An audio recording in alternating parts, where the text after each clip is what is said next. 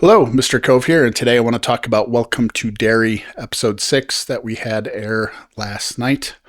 Uh, Pretty good episode. I do want to start off with something else here, though. Uh, I was on YouTube last week and I just got a random video clip suggested to me, which was Halloran talking to the kid in the Shining movie. So I'm bad with names, so I never put together that Halloran, was a character that already existed in the King's universe. I didn't know he was in The Shining. I knew that character, kind of the old black guy that helps the kid from The Shining, but I, wouldn't have remembered that his name is Halloran, or even if that was, stated in the movie. I wouldn't have remembered that. So YouTube kind of helped me out with just throwing some additional information out there for me that I wouldn't have known otherwise. That's definitely interesting, and explains this character, quite a bit more. Certainly seemed to have some shiny things with the box and all that, but I didn't know he was literally in the movie, previously. So that was pretty cool. Anybody else know that, or just remembered it from watching the movie? I'd love to hear if any of you guys knew that, because I completely missed that one. But I am glad that YouTube just randomly, filled me in on that one. Okay, moving on with the actual episode. Let's hit the big plot points and then discuss. Pennywise is in this episode quite a bit, so that is good to see again. It's an entertaining episode with one big reveal here. Leroy ends up slapping Will for talking back to him. Leroy wants Will to stay in the house to avoid it, of course. And by house, I mean the base that they're in now. So that's outside of Derry, where it's safe from it. Will kind of counters this with, you said to always be brave and help your friends. So wouldn't you want me to go, help my friends that are still in Derry? Leroy ends up slapping him for talking back, and Will runs out. Lily, she wants to return to the sewers and kill it with her newfound shard. And Ronnie kind of goes off on her and blames her for pretty much everything bad that's happened thus far, including what's happened to their father, all the kids getting killed, almost getting killed again in the sewers. She just feels like it's Lily's fault. Halloran is a mess after it removed his lockbox from his head. So he's pretty much just drinking and trying to avoid reality for the entire episode. Hank is hiding out in the Black Spot, the new hangout that the Black Airmen have revamped, that the general gave them for their new little kind of hangout after our spot.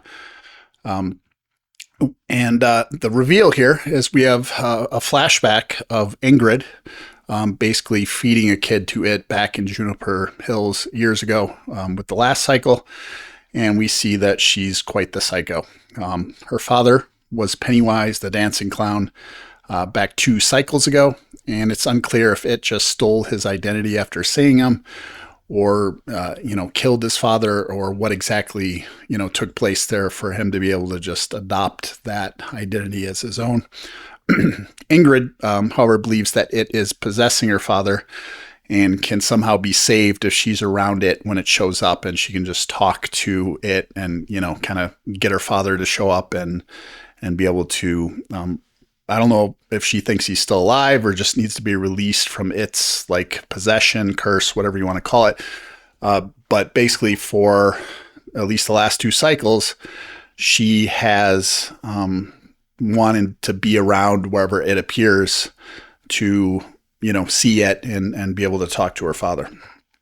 And it, on the other hand, doesn't kill her. And I'm assuming this is since she's been helpful in bringing victims, so keeps her alive to continue to do so. Lily goes into her house looking for help. She shows up at her door. There's no answer. The door's open, so she goes in to try to talk to Ingrid. She's up in a room and sees pictures of Pennywise, which is her, father dressed up. And Ingrid comes in and, Lily's like, what the hell? And so Ingrid explains that this is her father and stuff. And she also says that she dresses up as Pennywise too, and had followed them into the graveyard, hoping that it appeared and attacked them so she could end up, talking to her father again, saving him, whatever she thinks she could do there. So the picture that they took of Pennywise in the graveyard was actually just her dressed up as her, or as him, I guess. But it gets worse for her. She also tells the police where Hank's hiding so that a mob will show up and cause some big event. So that, again, she can be there and hopefully see it. The police chief has since been fired, so he takes this information instead of going to the black spot and trying to arrest Hank. He goes to the bar and just rounds up a mob, and they show up at the black spot at the end of the episode with masks and guns, and look like they're going to just go lynch Hank at that point. So the biggest event here is, of course, finding out the origin of Pennywise, the dancing clown, and where it got it from. Ingrid is a character in this series, the original miniseries, and it too. So she's been around a lot here. I don't think that this will end up in a bloodbath here as kind of the final It event of the cycle, simply because we'd only be in episode 7 where this would take place. And that's a little early since we, do have 10 episodes here.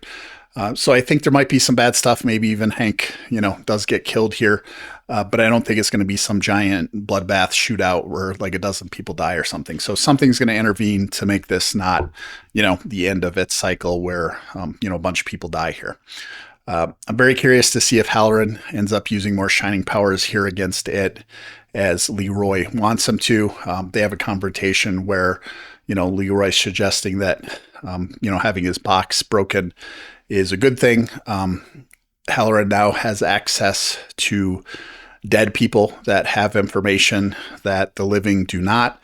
Halloran's problem, though, is that once he engages and talks to these dead people, it's like now they know he's there and they won't leave him alone. So as long as he ignores, seeing these dead people, they leave him alone. But once, that changes and he actually talks to them, they would essentially be haunting him from there on out.